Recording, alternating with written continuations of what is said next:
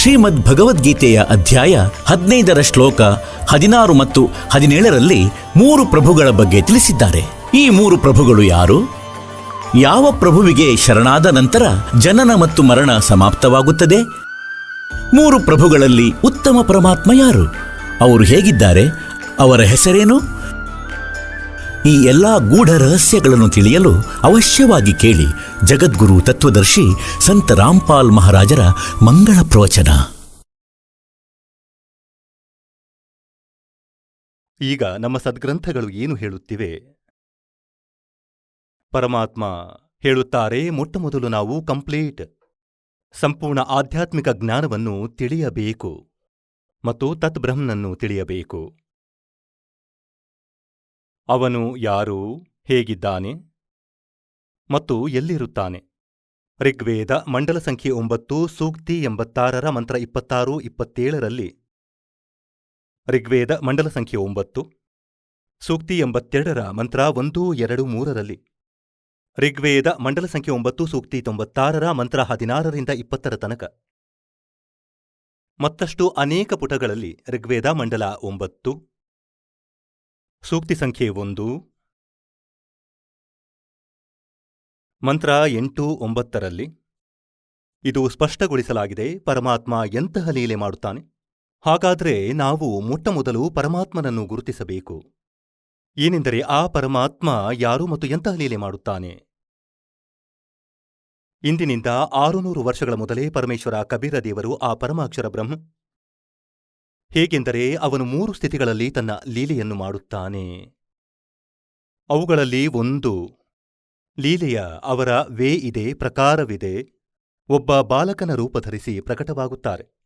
ಇಸವಿ 1398, ಸಂವತ್ಸರ 1455 ಮತ್ತು ಜ್ಯೇಷ್ಠ ಶುದ್ಧಿ ಪೂರ್ಣಿಮೆಯಂದು, ಅಂದರೆ ಜ್ಯೇಷ್ಠ ಮಾಸದ ಕೊನೆಯ ಆ ಪೂರ್ಣಿಮೆಗೆ ಪರಮಾತ್ಮ ಸತ್ಯಲೋಕದಿಂದ ನಡೆದು ವೇಗದಿಂದ ಬಂದರು ಮತ್ತು ಅಲ್ಲಿ ಪ್ರಕಟವಾದರು. ಈಗ ಪುಣ್ಯಾತ್ಮರೇ, ಜೊತೆಗೆ ನಿಮಗೆ ಸದ್ಗ್ರಂಥಗಳನ್ನು ತಿಳಿಸುವ ಕಾರ್ಯ ಅನಿವಾರ್ಯವಾಗಿದೆ, ದಾಸನ ಕರ್ತವ್ಯವೂ ಆಗಿದೆ. ನಿಮಗೆ ಶಿಕ್ಷಣ ಪರಮಾತ್ಮ ಕೊಟ್ಟಿದ್ದೇಕೆಂದರೆ ನೀವು ಪರಮಾತ್ಮನನ್ನು ಗುರುತಿಸಲೆಂದು. ಇಲ್ಲದಿದ್ದರೆ ದಿನಗೂಲಿಗಾಗಿ ಈ ಶಿಕ್ಷಣದ ಅವಶ್ಯಕತೆಯೇ ಇಲ್ಲ. ಮೊದಲು ನಮ್ಮ ಪೂರ್ವಜರು ತಮ್ಮ ಸಿಂಪಲ್ ವೇಯಿಂದ ಗುಡಿಸಲು ಹಾಕಿಕೊಂಡು ಮನೆಗಳಲ್ಲಿ ಜೀವನ ನಡೆಸುತ್ತಿದ್ದರು. 20 10 ಪೀಳಿಗೆಗಳು ಹೀಗೆಯೇ ಪಾರಾದವು. ಇಲ್ಲಿಂದ ಹೋದರೂ ಟೈಮ್ ಪಾಸ್ ಮಾಡಿ. ಮತ್ತು ಯಾವಾಗಿಂದ ಈ ಶಿಕ್ಷಣ ಸಿಕ್ಕಿದೆ ನಮಗೆ? ಈ ಭೌತಿಕ ಸುಖ ಬಹಳ ಕಾಣಿಸುತ್ತದೆ, ಆದರೆ ದುಃಖ, ಟೆನ್ಷನ್ ಎಣಿಸಲಾಗದಷ್ಟು. ಈಗ ಇದನ್ನು ನೀಡುವುದು ಅನಿವಾರ್ಯವಾಗಿತ್ತು. ಮೊದಲು ಪರಮಾತ್ಮನು ಈ ವಿಷಯವನ್ನು ನಿಮ್ಮ ಮೇಲೆ ಬರಲು ಬಿಡಲಿಲ್ಲ. ಈಗ ಇದಕ್ಕಾಗಿ ಈ ಶಿಕ್ಷಣ ನಿಮಗೆ ಬಹಳ ಒಳ್ಳೆಯದೆಂದು ನಂಬುತ್ತೀರಿ, ಆದರೆ ಒಳ್ಳೆಯದು ಈ ದೃಷ್ಟಿಕೋನದಿಂದ ಒಳ್ಳೆಯದು. ಈಗ ನಾವು ಭಗವಂತನನ್ನು ಗುರುತಿಸುವೆವು, ಸಾಕು. ಮತ್ತುಳಿದವರು ವೈದ್ಯರಾಗಿದ್ದಾರೆ, ಎಂಜಿನಿಯರ್ ಆಗಿದ್ದಾರೆ, ಇನ್ನು ಕೆಲವರು IAS IPS ಆಗಿದ್ದಾರೆ. ಇದಂತೂ ಹೊಟ್ಟೆಪಾಡಿಗಾಗಿಯಲ್ಲ. ಇದಕ್ಕಾಗಿ ಇದರ ಅವಶ್ಯಕತೆ ನಮಗೆ ಇರಲಿಲ್ಲ. ನಮಗೆ 2 ಹೊತ್ತಿನ ಊಟ ಬೇಕಿತ್ತು, ಆರಾಮವಾಗಿ. ಸಿಂಪಲ್ ವೇಯಿಂದ ಇರೋ ಆ ಜೀವಾತ್ಮ ಸುಖಿಯಾಗಿದ್ದಾನೆ. ಇವರು ಯಾರೂ ಸುಖಿಯಾಗಿಲ್ಲ. ಬೇಕಾದರೆ ಎಷ್ಟೇ ದೊಡ್ಡ ಆಫೀಸರ್ ಆಗಿರಲಿ, ಅಧಿಕಾರಿ ಆಗಿರಲಿ, ಮಂತ್ರಿಯಾಗಿರಲಿ, ಬೇಕಾದರೆ ಮುಖ್ಯಮಂತ್ರಿಯಾಗಿರಲಿ, ಆ ಸುಖವೆಂಬ ವಸ್ತು ಇಲ್ಲ ಅವರ ಬಳಿ, ಏಕೆಂದರೆ ನಮಗೆ ಗೊತ್ತಿಲ್ಲ. ಪರಮಾತ್ಮ ನಮಗೆ ಹೇಳಿದರು, 21 ಬ್ರಹ್ಮಾಂಡಗಳಲ್ಲಿ ಸುಖವೆಂಬ ವಸ್ತು ಇಲ್ಲ, ನಿಮಗೆ ಭ್ರಮೆಯಾಗುತ್ತಿರಬಹುದು. ಆದರೆ ಈ ಶಿಕ್ಷಣವೇನು ಸಿಕ್ಕಿದೆ, ಇದರ ಉದ್ದೇಶ ಇದಾಗಿದೆ: ಭಗವಂತನನ್ನು ಗುರುತಿಸಬೇಕು, ಇಲ್ಲಿಂದ ಪಾರಾಗುವುದು ಮತ್ತು ಅಲ್ಲಿಗೆ ಹೋಗುವೆವು ಎಲ್ಲಿ ವೃದ್ಧಾಪ್ಯ ಮತ್ತು ಮೃತ್ಯು ಆಗುವುದಿಲ್ಲ. ಅಲ್ಲಿ ವೃದ್ಧಾವಸ್ಥೆ ಇರುವುದಿಲ್ಲ, ಮೃತ್ಯುವಾಗುವುದಿಲ್ಲ. ಹಾಗಾದರೆ ಅಲ್ಲಿಯೇ ಇರೋಣ, ಇಲ್ಲಿ ಏನು ಮಾಡುವುದು? ಇಂದು ಬೇಕಾದರೆ ಎಷ್ಟೇ ಸುಖವಿರಲಿ ತಮ್ಮ ಬಳಿ, ಮಕ್ಕಳು ಒಳ್ಳೆಯವರಿದ್ದಾರೆ ನಿಮ್ಮವರು, ಮತ್ತು ಬಹಳ ಇಲ್ಲಿಯ ಸಾಂಸಾರಿಕ ಭೌತಿಕ ಸುಖವೂ ಇದೆ. ನಾಳೆ ಮೃತ್ಯುವಾದರೆ ಭಕ್ತಿಯಿಲ್ಲದೆ ಮುಂದಿನ ಜನ್ಮದಲ್ಲಿ ಕತ್ತಿಯಾದೆ. ನೋಡು, ಆ ಸುಖವನ್ನು ಯಾವುದನ್ನು ನೀನು ಬಿಟ್ಟು ಹೋಗಿದ್ದೆ, ನಿನ್ನ ಯಾವ ಕೆಲಸಕ್ಕೆ ಬಂತು? ಹಾಗಾಗಿ ಪರಮಾತ್ಮ ಹೇಳ್ತಾರೆ, ನಮ್ಮ ಮೃತ್ಯುವಂತೂ ಆಗಿಯೇ ಆಗುವುದು. ಈ ಪರಿವಾರವು ನಿಮ್ಮೊಡನೆ ಬರುವುದಿಲ್ಲ. ಇರಲಿ, ಇದರಲ್ಲಿರುತ್ತಾ ಮಕ್ಕಳಿಗೂ ಈ ಮಾರ್ಗದಲ್ಲಿ ಸೇರಿಸಿ, ಇದೇ ಏಣಿ ಮೇಲೆ ಹತ್ತಿಸಿ ಅವರಿಗೂ. ಮತ್ತು ಆಶಿಸೋಣ ಮತ್ತೊಮ್ಮೆ ಇಲ್ಲಿ ಬರುವುದು ಬೇಡ. ಹೇ ಭಗವಂತ, ಕನಸಲ್ಲೂ ಯೋಚಿಸಬಾರದು ಜನ್ಮವಾಗಲೆಂದು. ಮತ್ತೆ ಜನ್ಮವಾದರೆ ಈ ದುರ್ಗತಿ ಪುನಃ ಆರಂಭ. ಈಗ ನೀವು ಅನುಭವಿಸುತ್ತಿದ್ದೀರಿ. ಯಾರಿಗೊತ್ತು ಯಾವಾಗ ಪೂರ್ಣವಾಗುವುದು, ಯಾವಾಗ ಬಿಟ್ಟು ಹೋಗಬೇಕಾಗುವುದು? ಇಂತಹ ವಿಪತ್ತಿನಲ್ಲಿ ನಾವಿದ್ದೇವೆ. ಚಿಂತೆಯಿಲ್ಲದೆ ಸುಖ ಅನುಭವಿಸುತ್ತಿದ್ದೇವೆ. ಕುಣಿಯುವುದು, ಜಿಗಿಯುವುದು, ಮೋಜು ಮಾಡುವುದು. ಇಂತಹ ಕೊಳಕು ಲೋಕದಲ್ಲಿ ಕುಣಿತ, ಜಿಗಿತ, ಹಾಡು ಕೇಳುವುದು, ಫಿಲ್ಮ್ ನೋಡುವುದು, ಇದೆಂಥ ಆಸಕ್ತಿಯಾಗುತ್ತಿದೆ ನಿಮಗೆ ಜ್ಞಾನದ ಒಂದು ಅಕ್ಷರವನ್ನು ತಿಳಿಯಲಿಲ್ಲ. ನೀವು ತಿಳಿಯಲಿಲ್ಲ ಪರಮಾತ್ಮ ಏನು ಹೇಳಲು ಬಂದಿದ್ದರೂ ನಮಗಾಗಿ. ನೀವು ಎಲ್ಲಿ ಬಿದ್ದಿದ್ದೀರಾ? ಹೊರಡಿ ಇಲ್ಲಿಂದ. ಜ್ಞಾನದ ಒಂದು ಅಂಶವೂ ತಿಳಿಯಲಿಲ್ಲ. ನಮಗಂತೂ ಆಳವಾದ ಗಾಯವಾಗಬೇಕು, ಒಳಗೆ, ಶರೀರದಲ್ಲಿ, ಆತ್ಮದಲ್ಲಿ. ಏನೆಂದರೆ ನಾವು ಎಲ್ಲಿರ್ತಿದ್ದೇವೆ? ನಾನಕ ಸಾಹೇಬರಿಗೆ ಕೇಳಿದ್ದರು, ಏನೆಂದರೆ ನೀವು ಇಲ್ಲಿ ಸದಾ ಹತಾಶೆಯಲ್ಲಿ ಇರುತ್ತೀರಿ. ಆಗ ಅವರು ಹೇಳಿದ್ದರು, ಸಹೋದರ, ಏಕಿರಬಾರದು, ಯಾರಿಗೊತ್ತು ಇಲ್ಲಿ ಯಾವಾಗ ಏನಾಗುವುದು ಒಂದು ಕ್ಷಣದಲ್ಲಿ. ना जाने काल की कर डारे किस विध डल जा पासावे और जिनाते सरते मौत खुड़कती उनानु केड़ा हसावे. ಒಂದು ವಿವಾಹವಾಯಿತು. ವಿವಾಹದ ತಯಾರಿ ಇತ್ತು. ಹುಡುಗನ ಕಡೆಯವರು ಕುಣಿಯುತ್ತಿದ್ದರು, ಡಿಜೆ ತಂದಿದ್ದರು, ಕುಣಿದು ಕುಪ್ಪಳಿಸಿದರು. ಮರುದಿನ ದಿಬ್ಬಣ ಹೋಗುತ್ತಿತ್ತು. 20 ಕಿಲೋಮೀಟರ್ ಹೋಗಿದ್ದರು ತಮ್ಮ ಊರಿನಿಂದ. ಅಲ್ಲಿ ದುರ್ಘಟನೆಯಾಯಿತು. ವರ ಕೂಡ ಸತ್ತ, ಇನ್ನು 5 ಜನ ಸತ್ತರು. ಮೊದಲ ದಿನವಂತೂ ಡಿಜೆ ಬಾರಿಸಿ ಕುಣಿಯುತ್ತಿದ್ದರು. ಮರುದಿನ ವಾರ್ತಾಪತ್ರಿಕೆಗಳಲ್ಲಿ ಅವರ ಬಿಕ್ಕಿ ಬಿಕ್ಕಿ ಅಳುತ್ತಿರುವ ಚಿತ್ರ ನೋಡುತ್ತಿದ್ದಂತೆ ಆತ್ಮ ಅಳುತ್ತಿತ್ತು. ಹೇ ಭಗವಂತ, ಪರಮಾತ್ಮ, ನಮ್ಮ ಕಣ್ಣುಗಳನ್ನು ತೆರೆದಿರಿ. ಹೇಳ್ತಾರೆ, ನಾ ಜಾನೆ ಕಾಲ್ ಕೀ ಕರಡಾರೆ ಕಿಸ್ವಿದಿ ಡಲ್ಜಾ ಪಾಸಾವೆ ಔರ್ ಜಿನ್ನಾತೆ ಸಿರ್ತೆ ಮೌತ್ ಖುಡಗ್ದಿ ಉನ್ನಾನು ಕೇಡಾ ಹಾಸಾವೆ. ಒಂದು ಕ್ಷಣದ ಭರವಸೆ ಇಲ್ಲ, ಯಾವಾಗ ಏನಾಗಬಹುದು. ಇಲ್ಲಿ ಕುಣಿದು ಜಿಗಿದು ನಾಟಕ ಮಾಡುತ್ತಿದ್ದಾರೆ. ಹಾಗಾಗಿ ಜ್ಞಾನವಿಲ್ಲದೆ ನಶೆಯಲ್ಲಿ ಮನುಷ್ಯ ಇಂತಹ ತಪ್ಪು ಮಾಡಬಹುದು. कबीर ये माया अटपटी सब गट आन अड़ी और किस किस ने समझाऊं या कुएं भांग पड़ी. ಈಗ ಈ ನಶೆಯನ್ನು ಇಳಿಸಲು ಆಂಟಿಬಯೋಟಿಕ್ ಕ್ಯಾಪ್ಸೂಲ್, ಈ ಪ್ರವಚನ, ಈ ಜ್ಞಾನ, ಈ ಮಂತ್ರ ರೂಪಿ ಔಷಧಿ ನಿಮಗೆ ಕಿವಿಗಳ ಮಾಧ್ಯಮದಿಂದ ಪ್ರವೇಶ ಮಾಡಿಸಲಾಗುತ್ತಿದೆ. ಇದರಿಂದ ಯಾವಾಗ ತಿಳಿಯುತ್ತದೆ? ಆಧ್ಯಾತ್ಮ ಜ್ಞಾನವನ್ನು ತಿಳಿದಾಗ ನಾವು ಸಫಲರಾಗುತ್ತೇವೆ. ಈಗ ನಾವು ಇದನ್ನು ನೋಡಬೇಕು. ಏನೆಂದರೆ, ಆ ಪರಮಾತ್ಮ ಯಾರನ್ನು ನಾವು ಹುಡುಕಾಡುತ್ತಿದ್ದೆವು ಮತ್ತು ಅವನ ಲೀಲೆ ನಾವು ಎಲ್ಲಿ ನಂಬುತ್ತಿದ್ದೆವು? ಈ ವೇದಗಳಲ್ಲಿ, ಗೀತೆಯಲ್ಲಿ ಮತ್ತು ಪುರಾಣಗಳಲ್ಲಿ. ಈಗದೇ ಸದ್ಗ್ರಂಥಗಳನ್ನು ಸ್ವತಃ ಓದುತ್ತಿದ್ದೇವೆ. ಈಗ ನಾವು ಸ್ವತಃ ಓದಿ ನಿರ್ಣಯಿಸುತ್ತಿದ್ದೇವೆ, ಏಕೆಂದರೆ ನಮ್ಮ ಬಳಿ ಆ ಮಾಸ್ಟರ್ ಕೀ ಇದೆ. ಆದ್ದರಿಂದ ನಾವು ಆ ಎಲ್ಲಾ ಸದ್ಗ್ರಂಥಗಳನ್ನು ತಿಳಿಯಬಹುದು. ನಮ್ಮ ಬಳಿ ಆ ಖಜಾನೆಯೂ ಇದೆ. ಆ ಸೃಷ್ಟಿ ರಚನೆ ಆ ಪರಮಾತ್ಮ ಸ್ವತಃ ಬಂದು ಹೇಳಿದ್ದರು 600 ವರ್ಷಗಳ ಮೊದಲೇ. ಏನೆಂದರೆ, ಹೀಗೆ ನೀವು ಇರುತ್ತಿದ್ದೀರಿ ಆ ಸತ್ಯಲೋಕದಲ್ಲಿ. ಅಲ್ಲಿ ನೀವು ತಪ್ಪು ಮಾಡಿದ್ದಿರಿ, ಕಾಲನು ತಪಸ್ಸು ಮಾಡಿದ್ದ, ಅವನ ಮೇಲೆ ಆಸಕ್ತರಾದಿರಿ, ಭಗವಂತನಿಂದ ಮನಸ್ಸು ದೂರಾಗಿ ಇವನೊಡನೆ ಬಂದುಬಿಟ್ಟಿರಿ. ಮತ್ತು ಇಲ್ಲಿ ಪುನಃ ಇವನು ನಿಮಗೆ ದುಃಖಿ ಇದಕ್ಕಾಗಿ ಮಾಡಿಟ್ಟಿರುವನು. ಏನೆಂದರೆ, ನಾನು ಇವರನ್ನು ಸತಾಯಿಸಿದಷ್ಟು ಪರಮಾತ್ಮ ದುಃಖಿಯಾಗುವನು. ನಮಗೆ ಎಷ್ಟು ಇವನು ದುಃಖಿ ಮಾಡಲು ಸಾಧ್ಯವೋ ಅಷ್ಟು ಮಾಡುತ್ತಿದ್ದಾನೆ. ಏಕೆಂದರೆ ನಾವು ಇವನ ಮಕ್ಕಳಲ್ಲ, ನಾವು ಕಬೀರ ಭಗವಂತನ ಮಕ್ಕಳು. ಅವನು ಅಳುತ್ತಿದ್ದಾನೆ ನಮಗಾಗಿ.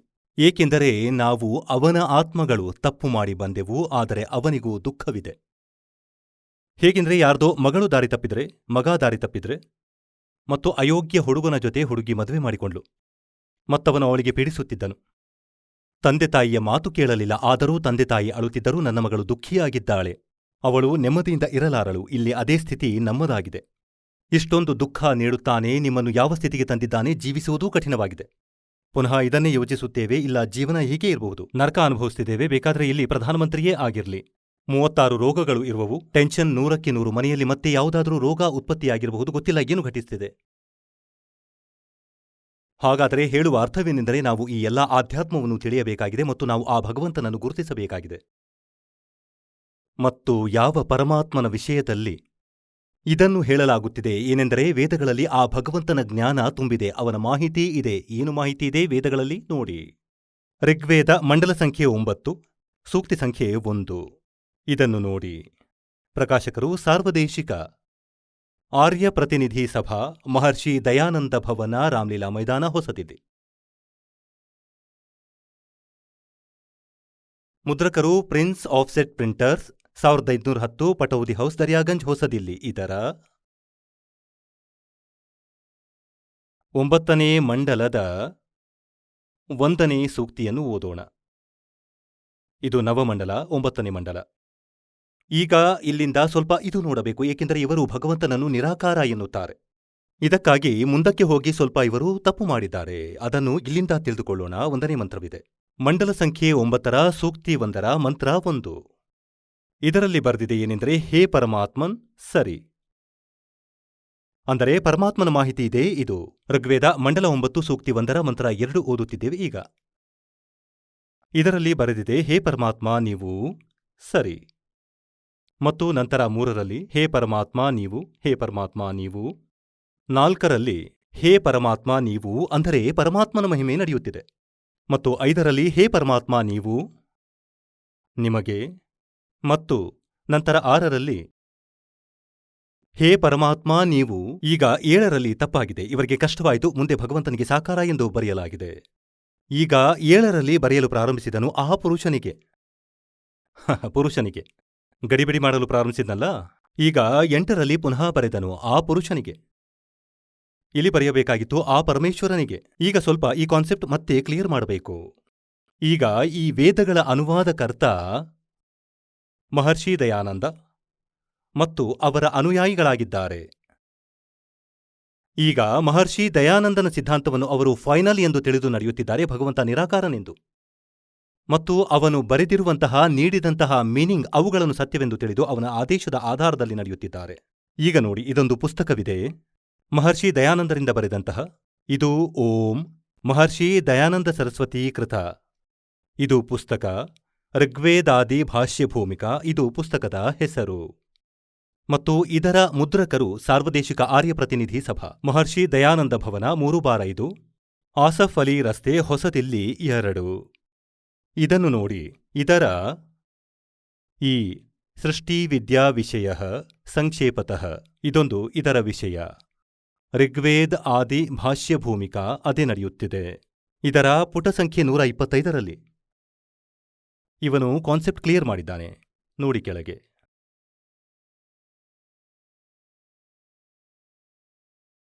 ಇದು ಬರೆದಿದೆ ಯತ್ ಪುರುಷ್ ಮತ್ತು ಇದರ ಅರ್ಥ ಬರೆದಿದೆ ಪುರುಷನೆಂದು ಅವನಿಗೆ ಹೇಳ್ತಾರೆ. ಯಾರು ಸರ್ವಶಕ್ತಿವಂತ ಈಶ್ವರನೆಂದು ಕರೆಯಲ್ಪಡುತ್ತಾನೆ. ಅಂಡರ್ಸ್ಟುಡ್ ಆಯಿತು. ಪುರುಷ ಅಂದರೆ ಪರಮೇಶ್ವರ. ಪುರುಷನೆಂದು ಅವನಿಗೆ ಹೇಳ್ತಾರೆ. ದಯಾನಂದ ಬರೆದಿದ್ದಾನೆ, ಅನುವಾದ ಮಾಡಲಾಗಿದೆ. ಯಾರು ಸರ್ವಶಕ್ತಿವಂತ ಈಶ್ವರನೆಂದು ಕರೆಯಲ್ಪಡುತ್ತಾನೆ ಅಂದರೆ ಸರ್ವಶಕ್ತಿವಂತ. ಈಗಿವನಿಗೆ ಈಶ್ವರ ಅಥವಾ ಪರಮೇಶ್ವರನ ಬಗ್ಗೆ ತಿಳಿದಿರಲಿಲ್ಲ. ಆದರೂ ಇವರ ಅನುಯಾಯಿಗಳಿಗೆ ಇದು ನಂಬಿಕೆ ಇದೆ. ಏನೆಂದರೆ ದಯಾನಂದ ಹೇಳಿದ್ದೇ ಸತ್ಯ, ಪುರುಷ ಅಂದರೆ ಪರಮೇಶ್ವರ.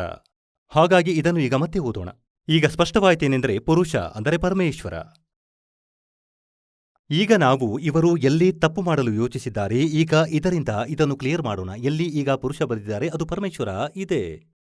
ಭಗವಂತನನ್ನು ಸರ್ವಶಕ್ತಿವಂತನೆಂದು ಅವನನ್ನೇ ಪುರುಷನೆಂದು ಕರೆಯುತ್ತಾರೆ. ಹಾಗಿದ್ರೆ ಇದನ್ನು ನೋಡಿ. ಈಗ ನಾವು ಅಲ್ಲಿಯೇ ಬಂದಿದ್ದೇವೆ. ಋಗ್ವೇದ ಮಂಡಲ 9 ಸೂಕ್ತಿ 1 ಮತ್ತು ಮಂತ್ರ 6 ತನಕ ಇವರು ಪರಮಾತ್ಮ ಬರೆದಿದ್ದಾರೆ. ಮತ್ತು 7ರಲ್ಲಿ ಗಮನಿಸಿದ ಭಗವಂತನು ಸಾಕಾರ ಸಶರೀರ. ಅಲ್ಲಿ ಪುರುಷ ಬರೆಯಲು ಪ್ರಾರಂಭಿಸಿದ. ಯಾರಾದರೂ ಯೋಚಿಸುವರು, ವ್ಯಕ್ತಿಯ ಬಗ್ಗೆ ಹೇಳಲಾಗಿದೆ. ಪುರುಷ ಅಂದರೆ ಆ ಪರಮಾತ್ಮನು. ಈಗ ನೋಡಿ 8ರಲ್ಲಿ ಅದ್ಭುತ ಮಾಡಲಾಗಿದೆ. ಆ ಪುರುಷನಿಗೆ ಅಂದರೆ ಆ ಪರಮೇಶ್ವರನಿಗೆ ಉಗ್ರಗತಿಗಳು ಪ್ರೇರಣೆ ಮಾಡುತ್ತವೆ. ಇದನ್ನು ಹೇಳುವೆವು ನಿಮಗೆ ಸೃಷ್ಟಿರಚನೆಯಲ್ಲಿ. ಶಬ್ದ ಬಹುವಿಧ ಜೀವನ ಕೀನ ಪುಕಾರ. ತಪ್ತ ಶಿಲೆ ಮೇಲೆ ಸುಡುತ್ತಿದ್ದರೂ ಹಾಹಾಕಾರ ಸಂಭವಿಸುತ್ತಿತ್ತು. ಭಗವಂತ ಅಲ್ಲಿ ಆ ಪರಿಸ್ಥಿತಿಗಳನ್ನು ನೋಡಿ ಅಲ್ಲಿಗೆ ಬಂದರು ತಮ್ಮ ಜ್ಞಾನವನ್ನು ತಿಳಿಸಲು. ಆ ಪರಮೇಶ್ವರನಿಗೆ, ಪುರುಷ ಅಂದರೆ ಪರಮೇಶ್ವರನೆಂದು ಸ್ಪಷ್ಟವಾಯಿತು. ಆ ಪರಮೇಶ್ವರನಿಗೆ ಉಗ್ರಗತಿ ಪ್ರೇರಣೆ ಮಾಡುತ್ತವೆ ಅಂದರೆ ಕೆಲವು ಇಂತಹ ಸ್ಥಿತಿ ಆಗುತ್ತವೆ. ಹೇಗೆ ಈಗ ಹಾಹಾಕಾರ ನಡೆಯುತ್ತಿದೆ. ಯಾರಲ್ಲಿಯೂ ಮನುಷ್ಯತ್ವ ಉಳಿದಿಲ್ಲ, ಕೇವಲ ಸಂಪತ್ತು ಗಳಿಸುವ ಉದ್ದೇಶವಾಯಿತು. ಆ ಸಮಯದಲ್ಲಿ ಪರಮಾತ್ಮ ಸ್ವತಃ ಬರುತ್ತಾರೆ ಅಥವಾ ಯಾರಾದರೂ ದಾಸನನ್ನು ಕಳುಹಿಸುತ್ತಾರೆ ತನ್ನ ಶಕ್ತಿಯನ್ನು ಕೊಟ್ಟು. ಹಾಗಾಗಿ ಆ ಪುರುಷನಿಗೆ ಉಗ್ರಗತಿ ಪ್ರೇರಣೆ ಮಾಡುತ್ತವೆ. ಯಾವಾಗ ಪರಮಾತ್ಮ ಸ್ವತಃ ಬರುತ್ತಾರೆ ಆ ಸಮಯದ ಉಲ್ಲೇಖವಿದೆ. ಮತ್ತು ಭಾಸ್ಮಾನ್ ಶರೀರವನ್ನು ಅಂದರೆ ತೇಜೋಮಯ ಶರೀರವನ್ನು ಆ ಪುರುಷ ಅಂದರೆ ಆ ಪರಮಾತ್ಮ ಪ್ರಾಪ್ತಿಸುತ್ತಾನೆ. ಪುರುಷ ಅಂದರೆ ಪರಮಾತ್ಮ. ಕ್ಲಿಯರ್ ಆಯಿತು. ಈಗ ನೋಡಿ ಋಗ್ವೇದ ಮಂಡಲ ಸಂಖ್ಯೆ 9 ಸೂಕ್ತಿ 1 ಮುಂದೆ ನಾವು ಓದುತ್ತಿದ್ದೇವೆ. ಮತ್ತು ಅದರಲ್ಲಿ 3 ಪ್ರಕಾರಗಳಿಂದ ಬೇರೆಯವರ ವಾರಣ ಅಂದರೆ ಕಲ್ಯಾಣ ಮಾಡುವಂತಹ ಮಧುಮಯವಾದ ಶರೀರವು ಸಿಗುತ್ತದೆ. ಮಧುಮಯ ಅಂದರೆ ಬಹಳ ಪ್ರೀತಿಯ ಶರೀರ ಸಿಗುತ್ತದೆ. ಅವನು 3 ಪ್ರಕಾರದ ಶರೀರದಿಂದ ಎಲ್ಲ ವ್ಯವಸ್ಥೆಯನ್ನು ಸಂಭಾಳಿಸ್ತಾನೆ. ಇದು ಕ್ಲಿಯರ್ ಆಯಿತು. ನಂತರ ಅದರಲ್ಲಿ 2ನೇ ಪ್ರಕಾರದ ಆ ಲೀಲೆ ಇಲ್ಲಿ ಬರೆದಿದೆ. ಅಭಿ ಅಧನ್ಯ ಉತ್ ಶ್ರೀಣಂತಿ ಧೇನವ ಶಿಶುಂ ಸೋಮ ಇಂದ್ರಾಯ ಪಾತವೇ. ಆ ಸೋಮ ಸ್ವಭಾವದ ಶ್ರದ್ಧಾಳೂ ಪುರುಷನಿಗೆ ಇಲ್ಲಿ ಈ ಪುರುಷ ಬರೆದನು. ಅಮರ ಪುರುಷ ಬರೆಯಬೇಕಿತ್ತು. ಸೋಮ ಅಂದರೆ ಚಂದ್ರನ ಹಾಗೆ ಶೀತಲ ಸ್ವಭಾವದ ಭಗವಂತ ಅಮರ ಪುರುಷನಿಗೆ. ಮತ್ತು ಪುರುಷ ಅಂದರೆ ಇಲ್ಲಿ ಪರಮೇಶ್ವರ ಎಂದು ತಿಳಿಯಿರಿ. ಆ ಸೋಮ ಸ್ವಭಾವದ ಪರಮೇಶ್ವರನಿಗೆ ಶಿಶು ರೂಪದಲ್ಲಿ ಇದು ಶಿಶುಂ. ಮೂಲ ಪಾಠದಲ್ಲಿ ಶಿಶುಂ ಎಂದು ಬರೆಯಲಾಗಿದೆ. ಶಿಶುಂ ಕುಮಾರಾವಸ್ಥೆಯಲ್ಲಿಯೇ ಅಂದರೆ ಅವರು ಬಾಲಕ ರೂಪದಲ್ಲಿ ಪ್ರಕಟರಾದಾಗ ಅಭಿ ಅಧನ್ಯ ಅಂದರೆ ಎಂದಿಗೂ ಕರು ಹಾಕದ, ಅಂದರೆ ಹೋರಿಯಿಂದ ಎಂದಿಗೂ ತೊಂದರೆಗೊಳಗಾಗದ. ಕಡಸು ಅಭಿ ಅಂದರೆ ಪೂರ್ಣರೂಪದಲ್ಲಿ ಎಲ್ಲಾ ರೀತಿಯಿಂದ ಪೂರ್ಣರೂಪೇಣ. ಅಧನ್ಯ ಅಂದರೆ ಹೋರಿಯಿಂದ ಎಂದಿಗೂ ತೊಂದರೆಗೊಳಗಾಗದ. ಹೇಳುವ ಅರ್ಥವೇನೆಂದರೆ ಕಡಸು ಹಸುಗಳು ಧೇನವ ಅಂದರೆ ಹಸುಗಳು ತೃಪ್ತಿಸುತ್ತವೆ. ಅವರ ಪಾಲನೆ ಪೋಷಣೆಯ ಲೀಲೆ ಈ ಕಡಸು ಹಸುಗಳಿಂದ ಆಗುತ್ತದೆ ಯಾವಾಗ ಪರಮಾತ್ಮ ಶಿಶುರೂಪ ಧರಿಸಿ ಬರುತ್ತಾರೆ. ಇದಂತೂ ವೇದಗಳಲ್ಲಿ ಸ್ಪಷ್ಟವಾಯಿತು. ಮತ್ತು 4 ವೇದಗಳಲ್ಲಿ ಇದರ ಕೆಲವೊಂದು ಪ್ರಕರಣಗಳು ಇವೆ, ಅನೇಕ ಪ್ರಸಂಗಗಳು ಇವೆ. ಈಗ ಇದರಲ್ಲಿ ಕಾನ್ಸೆಪ್ಟ್ ಕ್ಲಿಯರ್ ಆಗಿದೆ, ಹಾಗಾಗಿ ಒಂದೇ ತೋರಿಸಿದ್ದೇವೆ. ಸಮಯ ಬಂದಾಗ ಮತ್ತೆ ಬೇರೆ ತೋರಿಸ್ತೇವೆ. ಈಗ ಆ ಸೂಕ್ಷ್ಮ ವೇದದಲ್ಲಿ ಬರೆದಿದೆ ಆ ಪರಮೇಶ್ವರನು ಮಾಡಿದ ಲೀಲೆಗಳು ಇಂದಿನಿಂದ 600 ವರ್ಷಗಳ ಮೊದಲೇ. ಮತ್ತು ಆ ಸಮಯದಲ್ಲಿ ಏನಾಗಿತ್ತು ಈಗ ನೋಡಿ, ಇದು ಸೂಕ್ಷ್ಮ ವೇದವಿದೆ, ಇದರಲ್ಲಿ ತೋರಿಸುತ್ತೇನೆ ನಿಮಗೆ. ಏನೆಂದರೆ, ಯಾವಾಗ ಪರಮಾತ್ಮ ಶಿಶುರೂಪ ಧರಿಸಿ ಕಮಲದ ಹೂವಿನ ಮೇಲೆ ಲೆಹರ್ತಾರಾ ಹೆಸರಿನ ಸರೋವರದಲ್ಲಿ ಪ್ರಕಟವಾದರು, ಅಲ್ಲಿ ಒಬ್ಬ ಅಷ್ಟಾನಂದ್ ಹೆಸರಿನ ಋಷಿ ಸಾಕ್ಷಿಯಾಗಿದ್ದಾರೆ. ಏನೆಂದರೆ, ಮೇಲಿನಿಂದ ಯಾವುದೋ ಪ್ರಕಾಶಮಾನ ಗೋಲಾಕಾರ ಬಂತು ಮತ್ತು ಅವನು ನೋಡಿದ ಮೇಲೆ ಅವನು ಸ್ನಾನ ಮಾಡಿ ಬೆಳಗ್ಗೆ ಸಮಯ ಆ ಕೆರೆಯ ಬಳಿ ಏಕಾಂತ ಸ್ಥಾನದಲ್ಲಿ ಪ್ರಾಕೃತಿಕ ಶಾಂತಿಯೊಳಗೆ ಕುಳಿತು ತನ್ನ ಸಾಧನೆ ಮಾಡಲು ಪ್ರಯತ್ನಿಸುತ್ತಿದ್ದ. ಒಮ್ಮೆಲೆ ಆಕಾಶದಿಂದ ಪ್ರಕಾಶಮಾನ ಗೋಲಾಕಾರ ಬಂತು. ಅವನು ಗಮನವಿಟ್ಟು ನೋಡಿದ, ಕಣ್ಣುಗಳು ಮುಚ್ಚಿದವು.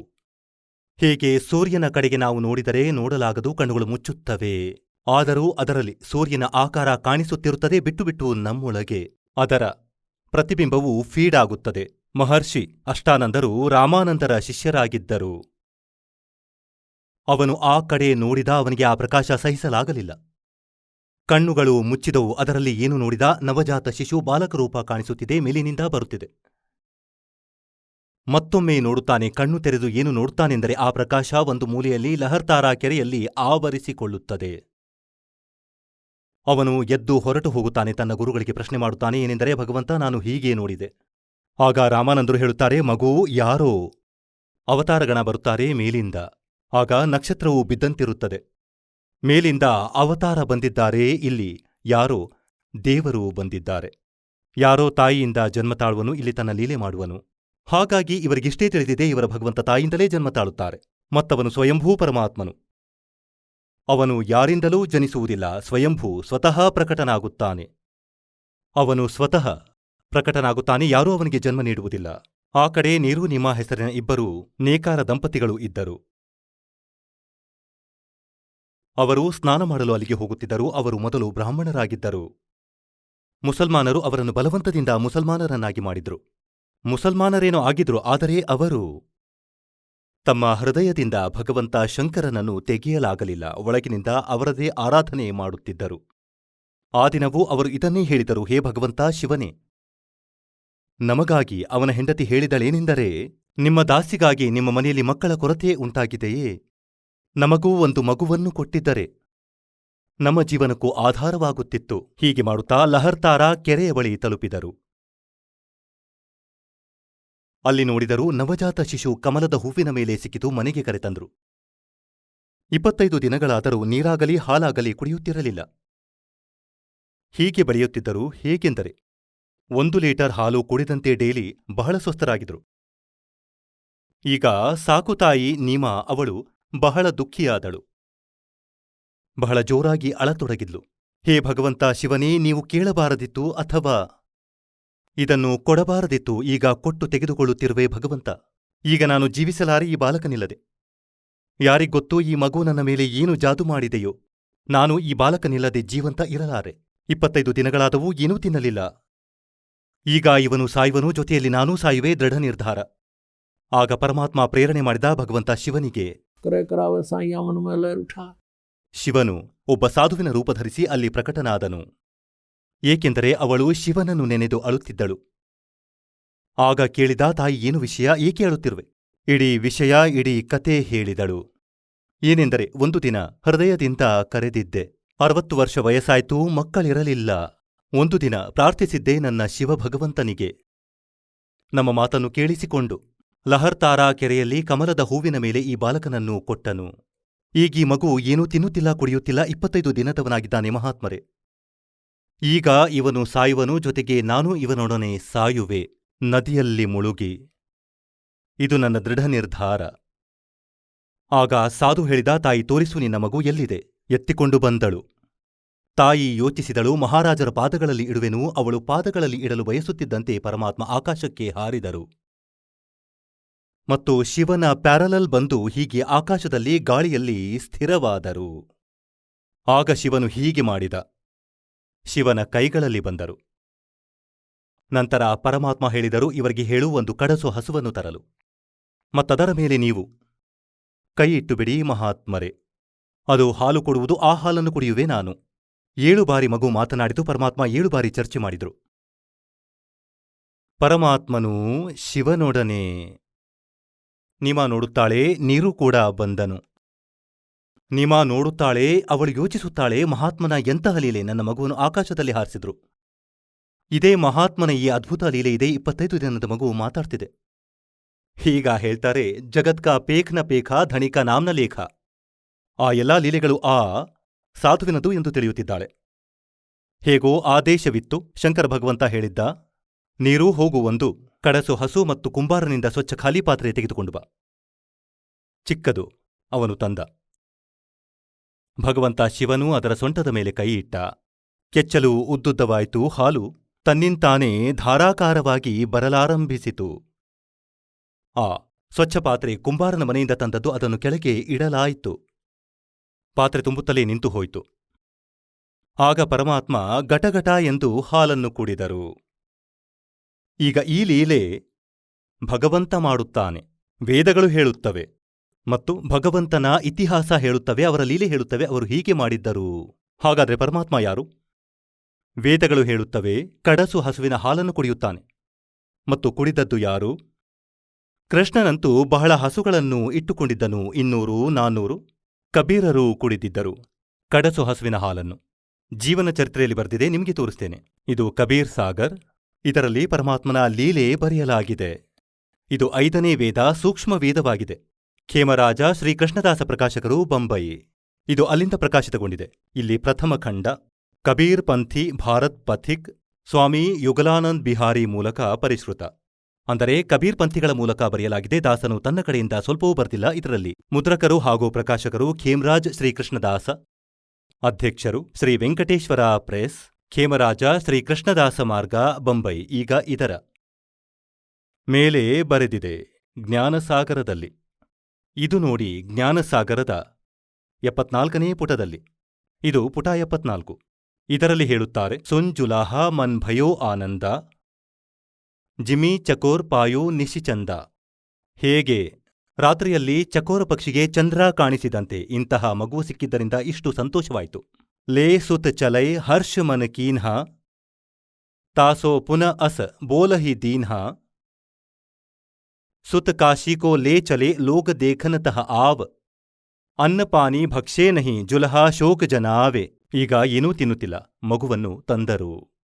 ತಬ್ ಜುಲಹಾ ಮನ ಕೀನ್ಹ ತಿವಾನ ರಾಮಾನಂದ್ಸೋ ಕಹಿ ಉತ್ಪಾನ. ಹೇಗೆಂದರೆ ಮಗುವಿಗೆ ಸ್ವಲ್ಪವೂ ಹೆಚ್ಚು ಕಮ್ಮಿಯಾದರೆ ಸಾಧು ಸಂತರನ್ನು ಕೇಳುತ್ತಾರೆ, ನಮ್ಮ ಮಗು ಹಾಲನ್ನು ಕುಡಿಯುತ್ತಿಲ್ಲ, ಕಾರಣ ಹೇಳಿ ಭಗವಂತ. ಮಹಾರಾಜರೇ, ಮೈ ಸುತ್ ಪಾಯೋ ಬಡಾ ಗುಣವಂತ ಕಾರಣ ಕೌನ್ ಬಖೈ ನಹಿ ಸಂತ. ರಾಮಾನಂದರಿಗೆ ಹೇಳಿದರು, ಹೇ ಮಹಾರಾಜರೇ, ನಮ್ಮ ಮಗು ಏನು ತಿನ್ನುತ್ತಿಲ್ಲ, ಕುಡಿಯುತ್ತಿಲ್ಲ, ಒಬ್ಬ ಬಾಲಕ ಸಿಕ್ಕಿದ್ದಾನೆ ನಮಗೆ ಕಮಲದ ಹೂವಿನ ಮೇಲೆ. ರಾಮಾನಂದ್ ಧ್ಯಾನ ತಬ್ ಧಾರ ಜುಲ್ಹಾಸೋ ತಬ್ ವಚನ ಉಚಾರ. ಪೂರ್ವ ಜನ್ಮ ತುಮ್ ಬ್ರಾಹ್ಮಣ ಜಾತಿ ಹರಿ ಸೇವಾ ಕಿನ್ಹಿ ಭಲಿಬಾಂತಿ ಕುಚ್ ತುಮ್ ಸೇವಾ ಹರಿ ಕಿ ಚೂಕ ತಾತೈ ಭಯೋ ಜುಲ್ಹಾ ಕಾ ರೂಪ. ಪ್ರೀತಿ ಪ್ರಭು ಗಹಿ ತೊರಿಲೀನ್ಹ ತಾತೈ ಉದ್ಯಾನ್ ಮೇ ಸುತ ತೊಹಿದೀನ್ಹ. ನಿನ್ನ ಪ್ರಾರ್ಥನೆ ಕೇಳಿ ಭಗವಂತನು ಕಾಡಿನಲ್ಲಿ ನಿನಗೆ ಪುತ್ರನನ್ನು ಕೊಟ್ಟನು. ಹೇ ಪ್ರಭು ಜಸ ಕೀನ್ಹ ತಸ್ ಪಾಯೋ ಆರತ್ ಹೋತು ದರ್ಶನ ಆಯೋ. ಈಗ ನೀರು ಹೇಳುತ್ತಿದ್ದಾನೆ, ನನ್ನೊಡನೆ ಏನಾಗಿತ್ತೋ ಅದಾಯ್ತು, ಆದರೆ ಈಗ ಮತ್ತೊಂದು ದುಃಖವಾಯಿತು. ಸೋ ಕಹಿಯೇ ಉಪಾಯ ಗುಸಾಯಿ ಬಾಲಕ ಕ್ಷುಧಾವಂತ ಕುಛ್ ಖಾಯಿ. ಹಸಿದ ಮಗು ಏನಾದರೂ ತಿನ್ನುವಂತೆ ಉಪಾಯ ಮಾಡಿ. ರಾಮಾನಂದ ಅಸ ಯುಕ್ತಿ ವಿಚಾರ ತುಮ ಸುತ ಕೊಯಿ ಜ್ಞಾನಿ ಅವತಾರ. ನಿನ್ನ ಈ ಮಗನು ಒಬ್ಬ ವಿದ್ವಾನ ಪುರುಷನಾಗಿದ್ದಾನೆ. ಬಚಿಯಾ ಜಾಹಿ ಬಯಲ ನಹಿಲಾಗ ಓಯ್ ಹೋಯ್ ಸೋಲೆ ಠಾಡ್ ಕರೈತಿಹಿ ಆಗ. ಒಂದು ಕಡಸು ಹಸು ತೆಗೆದುಕೊಂಡು ಬನ್ನಿ, ಅದು ಹೋರಿಯಿಂದ ತೊಂದರೆಗೊಳಗಾಗದ ಅಂದರೆ ಅನ್ಟಚ್ಡ್ ಕಡಸು ಹಸು ತೆಗೆದುಕೊಂಡು ಬನ್ನಿ. ಮತ್ತು ದೂಧ್ ಚಲೈತೆಹಿ ಥನತೆ ದೂಧ್ ಧರೋ ಚಿಪಾಯಿ ಕ್ಷುಧಾವಂತ್ ಜಬ ಹೋವೈತ ಕಹ ದೇವು ಖವಾಯಿ. ಜುಲ್ಹ ಏಕ್ ಬಚ್ಚಿಯಾ ಲೇ ಆವಾ ಚಲಿಯೋ ದೂತ್ ಕೊಯ್ ಮರಂ ನ ಪಾವಾ. ಚಲಿಯೋ ದೂತ್ ಜುಲ್ಹಾ ಹರ್ಷಾನ ರಾಖ್ ಚಿಪಾಯಿ ಕಾಹೂ ನಹಿ ಜಾನ. ಈಗ ಇದು ಇದೆಯಲ್ಲ ಚಲಿಯಾ ದೂತ್, ಈ ದೂತ್ ಯಾರಾಗಿದ್ದರು? ಇವರು ಭಗವಂತ ಶಂಕರ. ಈಗ ಇದರ ಪ್ರಮಾಣ ಪುಣ್ಯಾತ್ಮರೇ, ಕಬೀರ್ ಸಾಗರ್ ಪರಮೇಶ್ವರರ ವಿಧಾನ 5ನೇ ವೇದ ಮತ್ತು ಅವರ ಜೀವನ ಚರಿತ್ರೆ ಇದೆ ಇದರಲ್ಲಿ. ಆ ಪರಮೇಶ್ವರನು ಇಂದಿನ ಮಧ್ಯದ ಪೀಳಿಗೆಯ ಬಗ್ಗೆ ಮೊದಲೇ ಮಾಹಿತಿ ನೀಡಿದ್ದರು. ಮತ್ತು ಅದರಲ್ಲಿ ಏನು ಹೇಳಿದ್ದರು? ಕಾಲನ ಮತ್ತು ಪರಮಾತ್ಮನ ತಪ್ತಶಿಲೆಯ ಮೇಲೆ ಮಾತುಕತೆಯಾಗಿತ್ತು. ಆಗ ಕಾಲನು ಹೇಳಿದ್ದ ಏನೆಂದರೆ, 3 ಯುಗಗಳಲ್ಲಿ ಕಡಿಮೆ ಜೀವಾತ್ಮ ಒಯ್ಯಿರಿ. और चौथा युग जब कलयुग आवे तब तब शरण जीव बहु जावे और ऐसा वचन हर मोय दीजे तब गवन संसार ही कीजे. ಆಗ ಪರಮಾತ್ಮನಿಗೆ ಹೇಳಿದ್ದೇನೆಂದರೆ, 3 ಯುಗಗಳಲ್ಲಿ ಕಡಿಮೆ ಜೀವಾತ್ಮ ಒಯ್ಯಿರಿ ಭಗವಂತ, ನೀವು ಬಂದಿರುವಿರಿ ಇಲ್ಲಿ ಜೀವಾತ್ಮಗಳನ್ನು ಒಯ್ಯಲು. ಮತ್ತು 4ನೇ ಯುಗ ಕಲಿಯುಗದಲ್ಲಿ ಎಷ್ಟು ಬೇಕಾದರೂ ಒಯ್ಯಿರಿ. ಆಗ ಪರಮಾತ್ಮ ಹೇಳಿದರು, ಸರಿ ತಥಾಸ್ತು. ಮತ್ತೊಂದು ವಚನ ಪಡೆದಿದ್ದ ಭಗವಂತನಿಂದ ಏನೆಂದರೆ, ಪರಮಾತ್ಮ, ಯಾರು ನಿಮ್ಮ ಜ್ಞಾನ ನಂಬುವರು ಅವರು ನಿಮ್ಮವರು, ನನ್ನ ಜ್ಞಾನವನ್ನು ನಂಬುವವರು ನಕಲಿ ಜ್ಞಾನವನ್ನು ಅವರು ನನ್ನವರು, ಅವರನ್ನು ಕರೆದೊಯ್ಯಬೇಡ. ಪರಮಾತ್ಮ ಹೇಳಿದರು, ಅವರು ನನ್ನ ಕೆಲಸದವರಲ್ಲ. ಯಾವಾಗ ಪರಮಾತ್ಮ ಎಲ್ಲದಕ್ಕೂ ಸ್ವೀಕೃತಿ ಕೊಟ್ಟರು, ಆಗ ಕಾಲನು ಹೇಳಿದ, ಈಗ ಬೇಕಾದರೆ ಕೆಳಗೆ ಹೋಗು, ಯಾರೂ ನಿನ್ನನ್ನು ನಂಬುವುದಿಲ್ಲ. ಕಲಿಯುಗದಲ್ಲಿ ಹೀಗೆ ಮಾಡಿಬಿಡುವೆನು, ಬೇರೆ ಪಂಥಗಳನ್ನು ಬೇರೆ ಧರ್ಮಗಳನ್ನು ಮಾಡುವೆನು ಬಹಳ. ಮತ್ತು 12 ಪಂಥಗಳು ನಿನ್ನ ಹೆಸರಿನಿಂದ, ಕಬೀರ ಪಂಥ, ಸತ್ಯಲೋಕ, ಸತ್ಯಖಂಡ. और अनेक पंथ मचलाऊं इस जीवों को भरमाऊं और देवल देव मंदिर पुजवाऊं और या विद जीवों को भरमाऊं. जीव न माने कहा तुम्हारा और बेसिक जातू ज्ञानी संसाರ. ಮತ್ತು ಜೀವಾತ್ಮ ನೀನು ಹೇಳಿದ್ದನ್ನು ನಂಬುವುದಿಲ್ಲ. ಈಗ 12 ಪಂಥಗಳನ್ನು ನಡೆಸುವೆ. ಕಬೀರ ಪಂಥ ಇವೆಲ್ಲ 12 ಪಂಥಗಳಲ್ಲಿ ಬರುತ್ತವೆ, ನಕಲಿಗಳಲ್ಲಿ. ಔರ್ ಪಂಥ ಅನೇಕ್ ಚಲಾऊं, ಈ ರಾಧಾಸ್ವಾಮಿ ಪಂಥ ಇತ್ಯಾದಿ ಇವು ಅನೇಕ ಪಂಥಗಳಲ್ಲಿ ಬರ್ತವೆ. ಇದೆಲ್ಲ ಕಾಲನ ಪ್ರೇರಣೆಯಾಗಿದೆ. ಇವು ಕಾಲನು ನಡೆಸಿದಂತಹ ಪಂಥಗಳು, ಇವರದೇ ಸ್ವಲ್ಪ. ಇನ್ನೊಂದು ಕಾನ್ಸೆಪ್ಟ್ ಕ್ಲಿಯರ್ ಮಾಡೋಣ. ಈ ಕಬೀರ್ ಸಾಗರದಲ್ಲಿ ಕಬೀರ್ ಪಂಥದವರು ಅಜ್ಞಾನದಿಂದ ಕೆಲವು ಕಟಿಂಗ್ ಮಾಡಿದ್ದಾರೆ, ಸ್ವಲ್ಪ ಸೇರ್ಪಡೆ ಮಾಡಿದ್ದಾರೆ, ತಮ್ಮ ಅನುಸಾರ ಬಹಳಷ್ಟು ತಪ್ಪು ಮಾಡಿದ್ದಾರೆ. ಆದರೂ ಇವರು ಸತ್ಯವನ್ನು ಮುಚ್ಚಿಡಲು ಸಾಧ್ಯವಾಗಲಿಲ್ಲ. ಮಾಲೀಕನಿಗೆ ಗೊತ್ತಿತ್ತು ಏನೆಂದರೆ 600 ವರ್ಷಗಳಲ್ಲಿ ಕಾಲನು ಸ್ವಲ್ಪ ತಪ್ಪು ಮಾಡಿಸುವನು, ಕಾಲನ ದೂತರು ಕಬೀರ್ ಪಂಥದವರಾಗುವರು. ಮತ್ತು ಅದರ ಪೂರ್ತಿಗಾಗಿ ಹೇಳಿದರು, ಅದೇ ಸಮಯ ಗರೀಬ್ ದಾಸರ 12ನೇ ಪಂಥ ಆಗುವುದು, ಅದರಲ್ಲಿ ಅವನ ಮೂಲಕ. ಏಕೆಂದರೆ ಪಂಥ ನಡೆಯುವುದು ಪರಮಾತ್ಮನ ಪಂಥಗಳು ನಡೆದಂತೆ. ಅವು ನಡೆದಿದ್ದವು ಅವರ ವಿಶೇಷ ಪುಣ್ಯಾತ್ಮಗಳಿಂದ. ಆದರೆ ಅದರಲ್ಲಿ ಮುಂದೆ ಕಾಲನ ದೂತರು ಸೇರಿಕೊಳ್ಳುತ್ತಾ ಹೋದರು. ಹಾಗಾಗಿ 12ನೇ ಪಂಥ ಗರೀಬ್ ದಾಸರ ಪಂಥ ಆಗುವುದು, ಅದರಲ್ಲಿ ನನ್ನ ಮಹಿಮೆಯ ವಾಣಿ ಪುನಃ ಪ್ರಕಟವಾಗುವುದು. ಮತ್ತು ಏನು ತಪ್ಪು ಸೇರಿಸಿದ್ದಾರೋ ಅಥವಾ ಯಾರಿಗೆ ಹೇಗೆ ತಿಳಿಯಿತು, ಅವರು ಕತ್ತರಿಸಿ ಅವರಿಗೆ ತಿಳಿದಂತೆ ಬರೆದರು. ಕೆಲವೊಂದು ಕಡೆ ಎಲ್ಲವೂ ಅಲ್ಲ. ಹಾಗಾಗಿ ಅದರ ಪೂರ್ತಿ ಆ ವಾಣಿಯಿಂದ ಆಗುವುದು, ಯಾವುದನ್ನು ಗರೀಬ್ ದಾಸರೂ ಹೇಳುವರು. ಮತ್ತು ಅದು ಹೀಗೇ ಇದೆ. ಮೊದಲು ಇದನ್ನು ತೋರಿಸ್ತೇವೆ. ಏನೆಂದರೆ 12 ಪಂಥಗಳು ಯಾವುವು ಈಗ ನೋಡಿ. ಇದು ಅದೇ ಕಬೀರ್ ಸಾಗರ್. ಇದು ನೋಡಿ ಕಬೀರ್ ವಾಣಿ. ಒಂದು ಅಧ್ಯಾಯವಿದೆ ಕಬೀರ್ ವಾಣಿ, ಮತ್ತಿದು 136ನೇ ಪುಟದಲ್ಲಿ. ಇಲ್ಲಿ ನೋಡಿ, 12 ಪಂಥ ಚಲೋ ಸೋ ಭೇದ್, ಅಂದರೆ 12 ಪಂಥ ಕಾಲ ಪುರಮಾನ ಔರ್ ಭೂಲೆ ಜೀವ್ ನ ಜಾಯೇ ಠಿಕಾನ. ಓಯ್ ಹೋಯ್, ಈ 12 ಪಂಥಗಳಲ್ಲಿ ಕಾಲನ ಆದೇಶ, ಅವನ ಜ್ಞಾನವೂ ತುಂಬಿರುತ್ತದೆ. ಮತ್ತು ಈ 12 ಪಂಥಗಳಲ್ಲಿ ಯಾರು ನಾಮದೀಕ್ಷೆ ತೆಗೆದುಕೊಂಡಿದ್ದಾರೆ ಕಬೀರ್ ಪಂಥದಲ್ಲಿ, ಇವರು ಎಂದಿಗೂ ನಿಜವಾದ ಸ್ಥಾನಕ್ಕೆ ಹೋಗಲಾರರು. ತಾತೆ ಆಗಮ ಕೈ ಹಮ್ ರಾಖಾ ವಂಶ ಹಮಾರಾ ಚೂಡಾಮಣಿ ಶಾಖಾ. ಇಲ್ಲಿ ಸರಿಯಾಗಿ ಬರ್ದಿದೆ ಏನೆಂದರೆ ವಂಶ ಹಮಾರಾ ಚೂಡಾಮಣಿ ಶಾಖಾ. ಪ್ರಥಮ ಜಗ್ಮೆ ಜಾಗು ಬರ್ಮಾವೆ, 2ನೇಯದು ಸುರತ್ ಗೋಪಾಲ್, 3ನೇಯದು ಮೂಲ ನಿರಂಜನ್, 4ನೇಯದು ಟಕ್ಸಾರ್ ಪಂಥ್, 5ನೇಯದು ಬೀಜಕ್ ಪಂಥ್, 6ನೇಯದು ಈ ಸತ್ಯನಾಮಿ ಪಂಥ, ಮತ್ತು 7ನೇಯದು ಜೀವಾ ಪಂಥ್, ರಾಮ್ ಕಬೀರ್ ಪಂಥ್. ಈ ರೀತಿ 12 ಪಂಥಗಳಿವೆ. ಇಲ್ಲಿ ಇವರು ಸ್ವಲ್ಪ ತಪ್ಪು ಮಾಡಿದ್ದಾರೆ. ಇವರು ಇಲ್ಲಿ ಚೂಡಾಮಣಿ ಸೇರಿಸಿದರು. ಇಲ್ಲಿ ಚೂಡಾಮಣಿಯನ್ನು ವಂಶದಿಂದ ಹೊರಗೆ ಹಾಕಿದರು. ಇದನ್ನು ಬರೆಯಬೇಕಿತ್ತು. ಇದು ಪ್ರಥಮ ವಂಶ, ಪ್ರಥಮ ವಂಶ ಚೂಡಾಮಣಿ ಮತ್ತು ಮುಂದೆ ಶಾಖೆ. ಈಗ ಇದರ ಬಗ್ಗೆ ಇಲ್ಲಿ ಹೇಳಲಾಗಿದೆ. ಇದು ಕಬೀರ್ ಚರಿತ್ರಬೋಧ್ ಮತ್ತು ಇದರ 1870ನೇ ಪುಟದಲ್ಲಿ 1870ರಲ್ಲಿ ಇಲ್ಲಿ ನೋಡಿ. ಕಬೀರ್ ಸಾಹೇಬರ ಪಂಥಗಳ ವೃತ್ತಾಂತ. ಪ್ರಥಮ ನಾರಾಯಣದಾಸರ ಪಂಥ. ಇಲ್ಲಿ ಇವರು ನಾರಾಯಣದಾಸ ಪಂಥ ತಪ್ಪು ಬರೆದಿದ್ದಾರೆ, ಏಕೆಂದರೆ ನಾರಾಯಣದಾಸನು ಕಬೀರರಿಂದ ವಿಮುಖನಾಗಿದ್ದ. ಅವನು ಇದನ್ನು ಸ್ವೀಕರಿಸಿಯೇ ಇರಲಿಲ್ಲ. ಇಲ್ಲಿ ಬರೆಯಬೇಕಾಗಿದ್ದು ಪ್ರಥಮ ಚೂಡಾಮಣಿಯ ಪಂಥ ಮತ್ತು ಎರಡನೆಯದು ಜಾಗುದಾಸ, ಮೂರನೆಯದು ಸುರತ್ ಗೋಪಾಲ್, ನಾಲ್ಕನೆಯದು ಮೂಲನಿರಂಜನ, ಐದನೆಯದು ಟಕ್ಸಾರಿ ಪಂಥ ಮತ್ತು ಆರನೆಯದು ಭಗವಾನ್ ದಾಸನ ಪಂಥ, ಏಳನೆಯದು ಸತ್ಯನಾಮಿ, ಎಂಟನೆಯದು ಕಮಾಲಿ ಪಂಥ. ಇದು ಕಮಾಲ್ನ ಪಂಥ, ಇದು ಕಮಾಲಿಯ ಬರೆಯಬೇಕಾಗಿತ್ತು. ಒಂಬತ್ತನೆಯದು ರಾಮ್ ಕಬೀರ್ ಪಂಥ, ಹತ್ತನೆಯದು ಪರಂಧಾಮವಾಣಿ, 11ನೆಯದು ಜೀವಾ ಪಂಥ ಮತ್ತು 12ನೆಯದು ಗರೀಬ್ದಾಸ ಪಂಥ. ಈ ಗರೀಬ್ದಾಸರು ಚುಡಾಣಿಯವರು. ಇದು ಅವರ 12ನೇ ಪಂಥವಾಗಿದೆ. ಈಗ ಇಲ್ಲಿ ಕ್ಲಿಯರ್ ಬರೆಯಲಾಗಿದೆ. ಮುಂದೆ ನೋಡಿ ಇವರ ವಾಣಿಯಲ್ಲಿ ಹೇಗೆ ಬರೆಯಲಾಗಿದೆ. ಈಗ ಇದರಿಂದ ಎಲ್ಲಿ ಹೇಳಿದ್ದಾರೆಂದು ತಿಳಿಯುವುದು. ಈಗ ನಾವು ನೋಡೋಣ ಕಬೀರ್ ವಾಣಿ, ಬೋಧ್ ಸಾಗರ್. ಕಬೀರ್ ವಾಣಿ 136ನೇ ಪುಟದಲ್ಲಿ. ದ್ವಾದಶ್ ಪಂಥ ಚಲೋ ಸೋ ಭೇದ್, ಅಬ್ ದ್ವಾದಶ್ ಪಂಥ ಕಾಲ್ ಫುರ್ಮಾನ, ಭೂಲೆ ಜೀವ್ ನ ಜಾಯೇ ಠಿಕಾನ. ಇದು ಕಬೀರ್ ಪರಮೇಶ್ವರರ ವಾಣಿ ಇದೆ. ಅವ್ರ ತಾತೆ ಆಗಮ್ ಕಹಿ ಹಂ ಬಾಖ, ನಾನು ನಿನಗೆ ಭವಿಷ್ಯದ ಮಾತು ಹೇಳಿದ್ದೇನೆ ಧರ್ಮದಾಸ. ಔರ್ ವಂಶ ಹಮಾರ, ಇಲ್ಲಿ ಪ್ರಥಮವೆಂದು ಬರೆಯಬೇಕಾಗಿತ್ತು. ಪ್ರಥಮ್ ಹಮಾರ ಚೂಡಾಮಣಿ ಶಾಖಾ, ನಮ್ಮ ಪ್ರಥಮ ಶಾಖೆ ಈ ಚೂಡಾಮಣಿ. ಇದನ್ನು ಅಲ್ಲಿ ಪ್ರಥಮವೆಂದು ಬರೆದಿದ್ದಾರೆ. ಇಲ್ಲಿ ಪ್ರಥಮ ಜಾಗು ಬರೆದಿದ್ದಾರೆ. ಇದನ್ನು ಮೊದಲು ಬರೆಯಬೇಕಾಗಿತ್ತು. ಇಲ್ಲಿ ಪ್ರಥಮ ಜಾಗು ಬರೆದಿದ್ದಾರೆ. ಆದರೆ ಇಲ್ಲಿ ಬರೆಯಬೇಕಾಗಿತ್ತು ಏನೆಂದರೆ ಈ ಚೂಡಾಮಣಿಯನ್ನು ಪ್ರಥಮ ಬರೆದಾಗ ಪೂರ್ತಿ 12 ಪಂಥಗಳಾಗುವುವು. ಆದರೂ ಕೂಡ ಇವರು ಮಾಡಿರುವ ತಪ್ಪು ಸ್ಪಷ್ಟವಾಗಿದೆ. ತಾತೆ ಆಗಮ್ ಕಹಿ ಹಮ್ ರಾಖಾ ವಂಶ ಹಮಾರ ಚೂಡಾಮಣಿ ಶಾಖಾ, ಇದನ್ನು ಪ್ರಥಮವೆಂದು ತಿಳಿಯಿರಿ. ಇಲ್ಲಿ ಪ್ರಥಮ ಜಾಗು ನೀವು ಇಲ್ಲೇನೂ ನೋಡಿದ್ದೀರಿ, ಏಕೆಂದರೆ ಇದು ಪ್ಯಾರಲಲ್ ನೋಡಿದಾಗಲೇ ತಿಳಿಯುವುದು ತುಂಬಾ ಗೊಂದಲಗೊಂಡಿದೆ. ಪ್ರಥಮ ನಾರಾಯಣದಾಸರು ಬರೆದಿರುವಲ್ಲಿ ಬರೆಯಬೇಕಾಗಿತ್ತು ಚೂಡಾಮಣಿ ಎಂದು, ಮತ್ತು ಎರಡನೆಯದು ಜಾಗುದಾಸ ಜಾಗು, ಮತ್ತು ಮೂರನೆಯದು ಸುರತ್ ಗೋಪಾಲ್, ನಾಲ್ಕನೆಯದು ಮೂಲನಿರಂಜನ್ ಟಕ್ಸಾರ್ ಪಂಥ. ಈಗ ಇವು ನಿಮಗೆ ನೆನಪಿರುತ್ತವೆ. ಈಗ ನಾವು ಕಬೀರ್ ವಾಣಿ, ಕಬೀರ್ ಬೋಧ್ ಸಾಗರದ 136ನೇ ಪುಟ ನೋಡೋಣ. ಇಲ್ಲಿ ಇವರು ಪ್ರಥಮ ಜಾಗು ಬರೆದಿದ್ದಾರೆ. ಇಲ್ಲಿ ಎರಡನೆಯದು ಜಾಗು ಎಂದು ಬರೆಯಬೇಕಾಗಿತ್ತು, ಮತ್ತು ಮೂರನೆಯದು ಸುರತ್ ಗೋಪಾಲ್, ಮೂಲ್ ನಿರಂಜನ್ ಇವುಗಳನ್ನೇ ಅಲ್ಲಿ ಕ್ಲಿಯರ್ ಬರೆಯಲಾಗಿದೆ. ಟಕ್ಸಾರ್ ಭೇದ್, ಈ ಬೀಜಕ್ ಪಂಥ, ಇದನ್ನು ಜೀವಾ ಪಂಥ ಎಂದು ಹೇಳುತ್ತಾರೆ. ಮತ್ತು ಆರನೆಯದು ಸತ್ಯನಾಮಿ ಮತ್ತು ರಾಮ್ ಕಬೀರ್ ಪಂಥ, ಜ್ಞಾನಿ ಪಂಥ. 10ನೆಯದು ಮತ್ತು 11ನೆಯದು ಭೇದ್ ಪರಂಧಾಮದ ವಾಣಿ, ಈ ಪರಂಧಾಮದ ವಾಣಿ ಪಂಥವು 11ನೆಯದು. ಆದರೆ ಇವರು ಇಲ್ಲಿ 10ನೆಯದೆಂದು ಬರೆದಿದ್ದಾರೆ. ಈಗ 12ನೆಯದು ಸಂವತ್ 1775 ಹೋಯಿ, ಇಲ್ಲಿ ಮಿಸ್ಪ್ರಿಂಟ್ ಆಗುತ್ತಿದೆ. ಇಲ್ಲಿ ಸಂವತ್ 1775 ಆಗಿದೆ.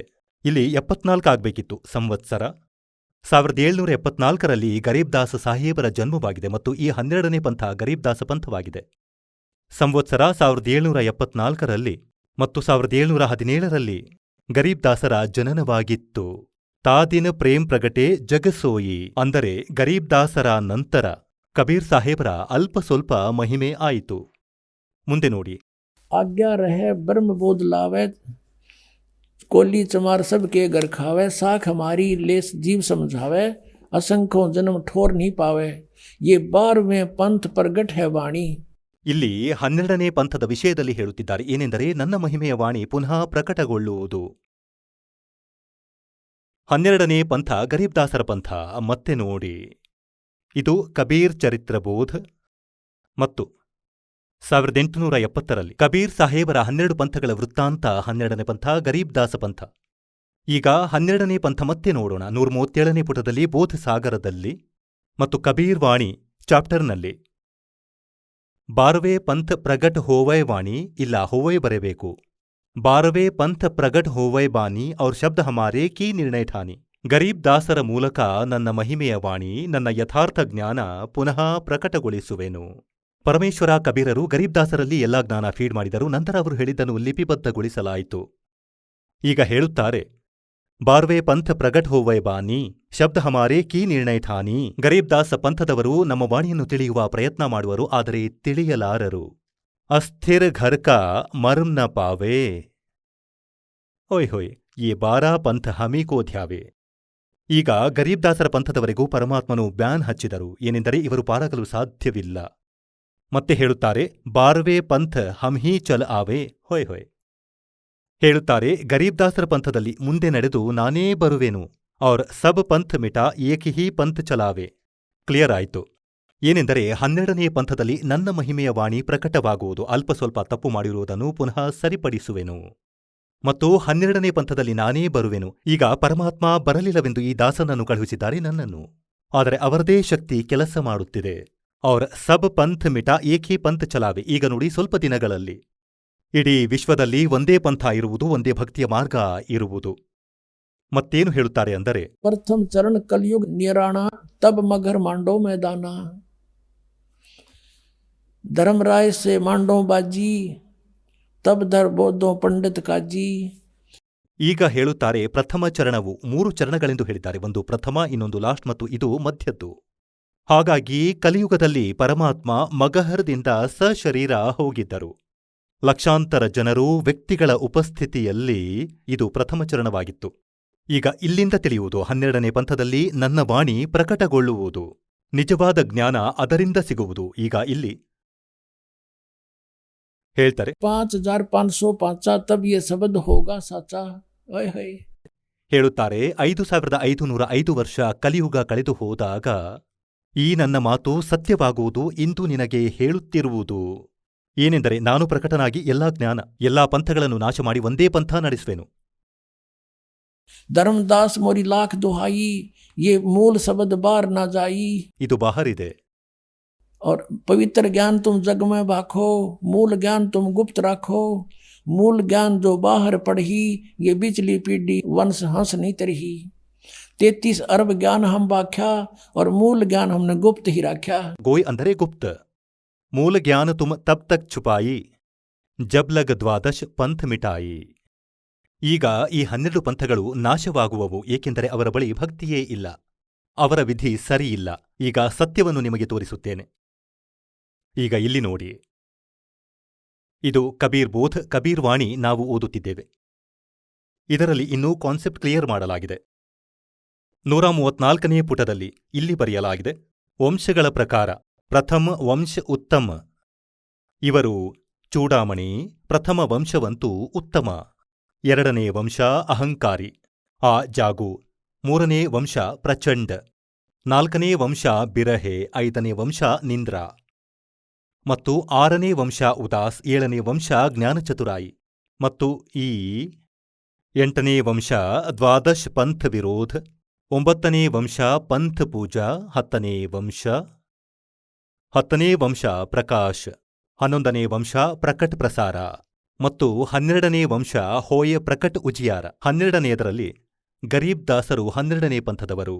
ಇವರ ಮೂಲಕ ನನ್ನ ವಾಣಿಯ 12ನೇ ವಂಶ ಪ್ರಕಟ್ ಹೋಯ್ ಉಜಿಯಾರ, ನನ್ನ ವಾಣಿಯ ಅಂದರೆ ನನ್ನ ಮಹಿಮೆ ಪುನಃ ಪ್ರಕಾಶಿತಗೊಳ್ಳುವುದು.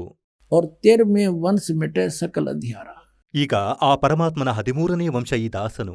ಹೇಳುತ್ತಾರೆ, ಎಲ್ಲಾ ಅಂಧಕಾರ ನಾಶವಾಗುವುದು, ಅವನು ಇಂತಹ ಜ್ಞಾನ ನೀಡುವನು, ಎಲ್ಲಾ ರೀತಿಯಿಂದ ಸೆಟ್ ಮಾಡುವನು. 13वें वंश मिटे सकल अंधियारा। एती दगा काल की समाई, तत्बिंदु की टेक रह जाई। ಕಾಲನ ಇಷ್ಟೊಂದು ಪ್ರಯತ್ನದ ನಂತರವೂ ತತ್ವಜ್ಞಾನ ಎಲ್ಲಾದರೂ ಒಂದೆಡೆ ಈ ಸದ್ಗ್ರಂಥಗಳಲ್ಲಿ ಗುಪ್ತವಾಗಿಯೇ ಇರುವುದು. ಈಗ ನಿಮಗೆ ಎಲ್ಲಾ ಪ್ರಕರಣಗಳನ್ನು ತೋರಿಸಲಾಗಿದೆ. ಈಗ ನೀವು ಋಗ್ವೇದ ಮಂಡಲ ಸಂಖ್ಯೆ 9, ಸೂಕ್ತಿ ಸಂಖ್ಯೆ 1, ಮಂತ್ರ 8-9ರಲ್ಲಿ ಸ್ಪಷ್ಟವಾಗಿ ನೋಡಿದ್ದೀರಿ. ಏನೆಂದರೆ, ಆ ಪರಮೇಶ್ವರನಿಗೆ ಉಗ್ರಗತಿಗಳು ಪ್ರೇರೇಪಿಸುತ್ತವೆ. ಮತ್ತು ಆ ಪರಮಾತ್ಮ ಒಂದು ಸುಂದರ ಶರೀರವನ್ನು ಧರಿಸುವನು, ಭಾಸ್ಮಾನ್ ಶರೀರವನ್ನು. ಮತ್ತು ಅವನ ಶರೀರ 3 ರೀತಿಯಲ್ಲಿರುತ್ತದೆ. ಆ 3 ರೀತಿಯ ಶರೀರದಲ್ಲಿ ಲೀಲೆ ಮಾಡುತ್ತಾನೆ. ಅವುಗಳಲ್ಲಿ ಒಂದರಲ್ಲಿ ಶಿಶುರೂಪ ಧರಿಸಿ ಬರುತ್ತಾನೆ. ಆಗ ಕಡಸು ಹಸುವಿನ ಹಾಲು ಕುಡಿಯುತ್ತಾನೆ. ಈಗ ಕಬೀರ್ ಸಾಗರದಲ್ಲಿ ಬರೆಯಲಾಗಿತ್ತು. ಅದರಲ್ಲಿ ಈ ಕರೆಕ್ಷನ್ ಮಾಡುವವರು ಅವರು ಯೋಚಿಸಿದರು, ಏನೆಂದರೆ ರಾಮಾನಂದರು ಹೀಗೆ ಹೇಳಿದ್ದಿರಬಹುದೆಂದು. ಕಡಸು ಹಸುವಿನ ಹಾಲು ಕುಡಿಯುವನು. ಮುಂದೆ ಬರೆದಿದ್ದಾರೆ, ಆ ದೂತನ ಪ್ರಕರಣವೇ ತೆಗೆದುಬಿಟ್ಟರೂ ಇವರು. ಪರಮಾತ್ಮನ ಕೃಪೆಯಿಂದ ಆ 2 ಪಂಕ್ತಿಗಳು ಉಳಿದವು. ಈಗ ಗರೀಬ್ದಾಸರು ನಿರ್ಣಯ ನೀಡಿದ್ದಾರೆ. ಏನೆಂದರೆ, ಈಗ ನಿಮಗೆ ಓದಿ ಹೇಳುತ್ತೇನೆ. ಈಗ ಪರಮಾತ್ಮ ಹೇಳಿದರೇನೆಂದರೆ, ನನ್ನ ವಾಣಿ ಪ್ರಕಟಗೊಳ್ಳುವುದು 12ನೆಯ ಪಂಥದಲ್ಲಿ, ಗರೀಬ್ದಾಸರ ಪಂಥದಲ್ಲಿ. ಆದರೆ ಗರೀಬ್ದಾಸರ ವಾಣಿಯನ್ನು ಗರೀಬ್ದಾಸರ ಪಂಥದವರು ಹಾಗೂ ಅವರಿಗಿಂತ ಮೊದಲಿನವರು ಯಾರೂ ತಿಳಿಯಲಾರರು. ಇವರು ನನ್ನ ವಾಣಿಯನ್ನು ಅರ್ಥೈಸಲು ಪ್ರಯತ್ನಿಸುವರು, ಆದರೆ ಇವರಿಗೆ ತಿಳಿಯುವುದಿಲ್ಲ. ಅವರಿಗೆ 12 ಪಂಥ ಹಮಹಿ ಕೋ ಧ್ಯಾವೆ, ಅಸ್ಥಿರ್ ಘರ್ ಕಾ ಮರ್ಮ್ ನ ಪಾವೆ, ಅಸಂಖ್ಯ ಜನ್ಮ ಯೇ ಠೋರ್ ನಹಿ ಪಾವೆ. ಈಗ ಈ ದಾಸನೊಡನೆ ಏನಾಗಿತ್ತು ಅಂದರೆ, ನಾವು ಚುಡಾನಿ ಹೋಗುತ್ತಿದ್ದೆವು. ಅಲ್ಲಿ ಆದರಣೀಯ ಗರೀಬ್ದಾಸ ಸಾಹೇಬರ ಜನ್ಮವಾಗಿತ್ತು. ಅಲ್ಲಿ ಪರಮಾತ್ಮ ಕಬೀರ ದೇವರು ಬಂದು ಅವರಿಗೆ ಕಾಡಿನಲ್ಲಿ ಸಿಕ್ಕಿದ್ದರು. ನಮ್ಮ ಪೂಜ್ಯ ಗುರುದೇವರು ಅಲ್ಲಿಗೆ ಹೋಗುತ್ತಿದ್ದರು. ಒಂದು ಲಿಂಕ್ ಜೋಡಿಸಬೇಕಾಗಿತ್ತು, ಮೊದಲೇ ಬರೆಯಲಾಗಿತ್ತು. ಇದಕ್ಕಾಗಿ ಗುರುಗಳು ಸತ್ಯಲೋಕಕ್ಕೆ ಹೋದ ಬಳಿಕ ಅಲ್ಲಿ ನಮ್ಮ ಬಹಳಷ್ಟು ವಿರೋಧವಾಯಿತು, ಏಕೆಂದರೆ ನಾವು ಸತ್ಯವನ್ನು ಹೇಳುತ್ತಿದ್ದೆವು. ಅವರು ಗರೀಬ್ದಾಸರ ವಾಣಿಯನ್ನು ತಪ್ಪಾಗಿ ಅನುವಾದಿಸುತ್ತಿದ್ದರು. ಹಾಗಾಗಿ ಅವರ ಹೊಂದಾಣಿಕೆ ಆಗಲಿಲ್ಲ. ನಮಗೆ ಬೇರೆಯೇ ಆಶ್ರಮ ಸೆಟ್ ಮಾಡಬೇಕಾಯಿತು. ನಂತರ ಅವರು ಎಷ್ಟು ವಿರೋಧಿಗಳಾದರೆಂದರೆ, ನಮ್ಮ ಬಗ್ಗೆ ಎಷ್ಟೊಂದು ಅಪವಾದಗಳನ್ನು ಹರಡಿಸಲಾರಂಭಿಸಿದರು. ಅವನು ಕೆಟ್ಟವನು, ಸುಳ್ಳುಗಾರನು, ಹೀಗೆಂದು ಈ ಕರೋಂಥ ಕಾಂಡ ಮಾಡಿಸಿದರು. ಕೆಲವು ಅನ್ಯ ಪಂಥದವರು, ಈ ಆರ್ಯ ಸಮಾಜದವರು ಈ ದಾಸ ಸತ್ಯವನ್ನು ಹೇಳಿ ಅವರನ್ನು ಬಹಿರಂಗಗೊಳಿಸಿದ್ದ. ಎಲ್ಲರೂ ಸೇರಿ ಹೀಗೆ ವಿರೋಧಿಸಿದರು. ಆದರೆ ಭಗವಂತನ ಆಶ್ರಯದಲ್ಲಿ ಇರುವವರಿಗೆ ಯಾರೂ ಹಾನಿ ಉಂಟು ಮಾಡಲು ಸಾಧ್ಯವಿಲ್ಲ. ಮೊದಲಿಗಿಂತ 1000 ಪಟ್ಟು ಮುಂದಕ್ಕೆ ಬೆಳೆಯಿತು ನಮ್ಮ ಪಂಥ. ಇಡೀ ವಿಶ್ವದಲ್ಲಿ ಹರಡಿತು ಪರಮಾತ್ಮನ ಜ್ಞಾನ, ಏಕೆಂದರೆ ಇದು ಪರಮಾತ್ಮ ನಡೆಸಿದ್ದು. ಮತ್ತು ಭಗವಂತನ ಮಾರ್ಗದಲ್ಲಿ ಯಾರು ತೊಂದರೆಯನ್ನು ಮಾಡುತ್ತಾನೋ ಅವನಂತೂ ಕುರುಡು ಕತ್ತಿಯಾಗಿದ್ದಾನೆ. ಹಿರಣ್ಯಕಶಿಪು ಕುರುಡು ಕತ್ತಿಯಾಗಿದ್ದ. ನಾಶವಾದ ಮೇಲೆ ತಿಳಿದ. ಹೇಳ್ತಾರೆ, ಹಿರಣ್ಯಾಕುಶ್ ಛಾತಿ ತುಡುವಾಯಿ, ಅವರು ಬ್ರಾಹ್ಮಣ ಬಾಣ ಕರ್ಮ ಕಸಾಯಿ. ಇವರು ಆಚಾರ್ಯರೆನಿಸಿಕೊಂಡು ಇಂಥ ಅನ್ಯಾಯ ಮಾಡ್ತಾರೆ. ಇದಕ್ಕಾಗಿ ಹೇಳ್ತಾರೆ, ಇದೇ ರೀತಿ ಆ ಪಾಪಿಯಾದ ಹಿರಣ್ಯಾಕುಶ್ ಛಾತಿ ತೊಡುವಾಯಿ ಅರ್ ಬ್ರಾಹ್ಮಣ ಬಾಣ ಅರ್ ಕರ್ಮ ಕಸಾಯಿ. ಅವನು ಭಕ್ತನೆಂದು ಕರೆಯಲ್ಪಟ್ಟು ಕರ್ಮ ಅಭಿಮಾನದಿಂದ ಮಗನನ್ನೇ ಕೊಲ್ಲಲೆತ್ನಿಸಿದ. ಹೇಳುವ ಅರ್ಥವೇನೆಂದರೆ, ಇವರು ಆಚಾರ್ಯ ಮತ್ತು ಗುರು ಎಂದು ಕರೆಯಲ್ಪಟ್ಟು ತನ್ನ ಶಿಷ್ಯರನ್ನು ಭ್ರಮೆಗೊಳಿಸುತ್ತಿದ್ದಾರೆ. ಇವನು ಸುಳ್ಳು ಹೇಳುತ್ತಿದ್ದಾನೆಂದು. ನಾನಂತೂ ಪ್ರಮಾಣ ತೋರಿಸುತ್ತೇನೆ, ನೀವು ಬರೆದಿಟ್ಟಿರುವುದನ್ನೇ ತೋರಿಸುತ್ತಿದ್ದೇನೆ ಹೇಳಿ ಸುಳ್ಳೆಲ್ಲಿ ಹೇಳಿದ್ದೇನೆ? ನಾನಂತೂ ಬರೆದಿದ್ದನ್ನೇ ತೋರಿಸುತ್ತಿದ್ದೇನೆ. ನಿಮ್ಮ ಗುರು ಹೀಗೆ ಬರೆದಿದ್ದಾರೆ ಮತ್ತು ವೇದಗಳಲ್ಲಿ ಹೀಗೆ ಬರೆದಿದೆ ಹೇಳಿ. ನಾನು ಸುಳ್ಳೆಲ್ಲಿ ಹೇಳಿದೆ? ನನಗಂತೂ ಸಮಯವೇ ಇಲ್ಲ ಸುಳ್ಳು ಹೇಳಲು, ಟೈಮೇ ಇಲ್ಲ. ಇದೆಲ್ಲ ಸತ್ಯವೇ, ಭಗವಂತನು ಬರೆದಿಟ್ಟಿದ್ದು. ಈಗ ಗರೀಬ್ದಾಸರ ವಾಣಿಯಲ್ಲಿ ಪಾರಖಕ ಅಂಗ್ ಎಂದು ಚಾಪ್ಟರ್ ಇದೆ. ಪಾರಖಕ ಅಂಗ್ ಅದರಲ್ಲಿ ಬಹಳ ನಿರ್ಣಾಯಕ ಜ್ಞಾನ ನೀಡಲಾಗಿದೆ. ಓಯ್ ಹೋಯ್ ಬರೆಯಲಾಗಿದೆ. ಏನೆಂದ್ರೆ, शिव उतरे शिवपुरी से अवगत बदन विनोदे, मैं के कमल खुशी बहे लिया ईस को गोदे. ಈಗ ಏನು ಹೇಳುತ್ತಾರಂದ್ರೆ, शिव उतरे शिवपुरी से अवगत बदन विनोद और महक के कमल खुशी बहे और लिया ईस को गोद. नजर नजर से मिल गई किया ईस परिणाम. ಈಗ ಗರೀಬ್ ದಾಸರು ಪೂರ್ತಿಗೊಳಿಸಿದ್ದಾರೆ. ಇವರು ಆ ದೂತ ಬಂದನು ಮತ್ತು ದೂತ ಹೋದನು, ನಂತರ ಖುಷಿಯಾದ. ಉಲ್ಟಾ ಸೀದಾ ಬರೆದಿದ್ದರು. ಸ್ವಲ್ಪ ಹೆಚ್ಚು ಕಡಿಮೆ ಸೇರಿಸಿ ಅವರು ಯೋಚಿಸಿದರು, ಹೀಗೆ ಯಾರಾಗಿರಬಹುದು? ಸತ್ಯ ಇದಾಗಿತ್ತು. ಗರೀಬ್ ದಾಸರು ಹೇಳಿರುವುದು ಹೇಗೆಂದರೆ, ಆದರಣೀಯ ತುಳಸಿದಾಸ ಸಾಹೇಬರು ಶ್ರೀರಾಮಚಂದ್ರರ ರಾಮಾಯಣ ಲಕ್ಷಾಂತರ ವರ್ಷಗಳ ಮೊದಲು ನಡೆದಿರುವ ಘಟನೆಯನ್ನು ಈಗ ಕಲಿಯುಗದಲ್ಲಿ ಆಸ್ ಇಟ್ ಈಸ್ ಚೌಪದಿಗಳಲ್ಲಿ ಬರೆದರು ಮತ್ತು ಅದು ಎಲ್ಲರಿಗೂ ಮಾನ್ಯವಾಗಿದೆ. ಏಕೆಂದರೆ ಒಂದು ದಿವ್ಯ ದೃಷ್ಟಿಯ ರೇಂಜ್ ಇರುತ್ತದೆ. ಆ ತುಳಸಿದಾಸರ ರೇಂಜ್ ತೆರೆದಿತ್ತು, ಆ ದಿವ್ಯದೃಷ್ಟಿ ತೆರೆದಿತ್ತು. ಮತ್ತೆ ಹಿಂದಿನ ಘಟನೆಗಳೆಲ್ಲ ಚಲನಚಿತ್ರದಂತೆ ಎದುರಿಗೆ ಬರುತ್ತಿದ್ದವು. ಅದನ್ನು ತುಳಸಿದಾಸರು ಬರೆದಿದ್ದರು, ಅದು ಸತ್ಯವಾಗಿದೆ. ಅದೇ ರೀತಿ ಗರೀಬ್ದಾಸರ ದಿವ್ಯದೃಷ್ಟಿ ಪರಮಾತ್ಮ ತೆರೆದರು, ಜ್ಞಾನಯೋಗ ತೆರೆದು ಬಿಟ್ಟರು. ನಂತರ ಅದೇ ಕಾಶಿಯಲ್ಲಿ ನಡೆದಂತಹ ಲೀಲೆ ಘಟನೆಗಳಿಂದ ದಶಾಬ್ಜ ವರ್ಷಗಳ ಮೊದಲು ಸೃಷ್ಟಿ ಪ್ರಾರಂಭವಾಗಿದೆ. ಅಲ್ಲಿಯವರೆಗಿನ ರೇಂಜ್ ಮಾಲೀಕನದು, ಏಕೆಂದರೆ ಈ ದೂರದರ್ಶಕದ ಒಂದು ರೇಂಜ್ ಇರುತ್ತದೆ. ಮತ್ತು ಪರಮಾತ್ಮನು ಗರೀಬ್ ದಾಸರಿಗೆ ನೀಡಿದ ದಿವ್ಯದೃಷ್ಟಿಯ ರೇಂಜ್ ಬಹಳ ದೂರದ್ದಾಗಿತ್ತು. ಹಾಗಾಗಿ ಗರೀಬ್ ದಾಸರು ನಡೆದಿರುವ ಎಲ್ಲಾ ಸಂಭಾಷಣೆಯನ್ನು ಚಲನಚಿತ್ರದಂತೆ ನೋಡಿ ಈ ವಾಣಿಯನ್ನು ಹೇಳಿದರು. ಏನು ಬರೆದಿದ್ದಾರೆ? शिव उतरे शिवपुरी से अवगत बदन विनोदे, मैं के कमल खुशी बहे लिया ईस को गोदे. ಶಿವಭಗವಂತ ಸಾಧುರೂಪದಲ್ಲಿದ್ದರು, ಬಾಲಕರೂಪಿ ಪರಮಾತ್ಮನನ್ನು ಮಡಿಲಲ್ಲಿ ತೆಗೆದುಕೊಂಡರು. नजर नजर से मिल गई किया ईस परिणाम.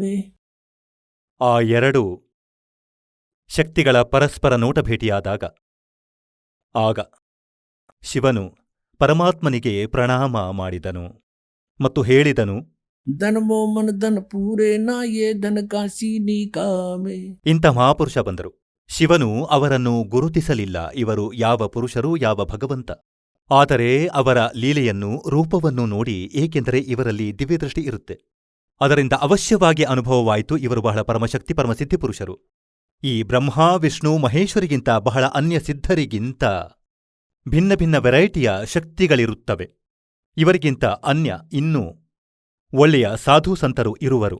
ಹಾಗಾಗಿ ಇವರೂ ಯೋಚಿಸಿದರು, ಯಾವುದೋ ಅನ್ಯ ಪರಮಶಕ್ತಿ ಇದೆ, ಅದರ ಬಗ್ಗೆ ನಮಗೆ ಕೂಡ ತಿಳಿದಿಲ್ಲ, ಅಲ್ಲಿಂದ ಯಾರು ಅವತರಿಸಿದ್ದಾರೆ. ಹೀಗೆ ತಿಳಿದು ಭಗವಂತ ಶಿವನು ಕೂಡ ಪ್ರಣಾಮ ಮಾಡಿದ್ರು. 7 बार चर्चा करिए बोले बालक बेने, शिव को कर मस्तक धैर्या ल्या मोमन एक धैनु। ಈಗ 7 ಬಾರಿ ಕಬೀರ ಸಾಹೇಬರು ಬಾಲಕ ರೂಪದಲ್ಲಿ, ನವಜಾತ ಶಿಶು ರೂಪದಲ್ಲಿ ಮತ್ತು ಸಾಧು ರೂಪದಲ್ಲಿದ್ದ ಭಗವಂತ ಶಿವನೊಂದಿಗೆ 7 ಬಾರಿ ಮಾತುಕತೆ ನಡೆಯಿತು. ಆ ಗಂಡ ಹೆಂಡತಿ ಇಬ್ಬರೂ ಅಲ್ಲಿಯೇ ನಿಂತು ನೋಡುತ್ತಿದ್ದರು.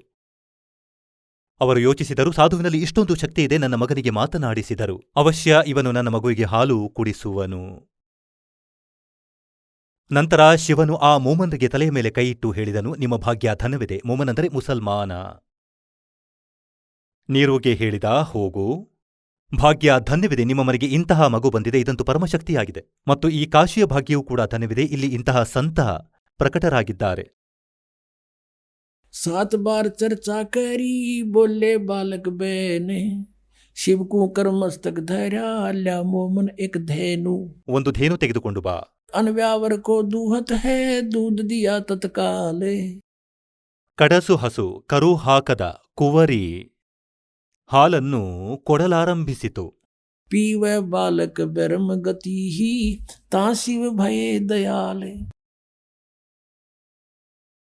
ಈಗ ಇಲ್ಲಿ ಕೂಡ ಸ್ಪಷ್ಟವಾಗಿ ಬರೆದಿದ್ದಾರೆ, ಕಡಸು ಹಸುವಿನ ಹಾಲು ಕುಡಿಯಿತು ಆ ಮಗು.